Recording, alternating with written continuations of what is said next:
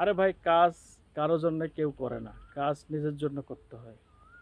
আপনি নিজে একজন ভালো সেলসম্যান হবেন, ভালো একজন দক্ষ হবেন, ভালো একজন লেখক হবেন, ভালো একজন গায়ক হবেন, হ্যাঁ, ভালো একজন কন্টেন্ট ক্রিয়েটর হবেন।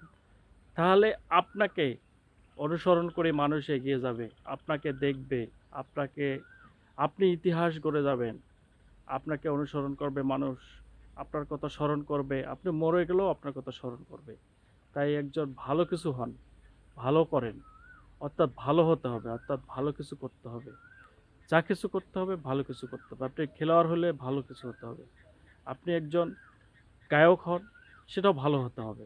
তাহলে আপনার গান মানুষ শুনবে, আপনার গানে মানুষ মুগ্ধ হবে, আপনার গানে সুরে মানুষ অনুভূত হবে।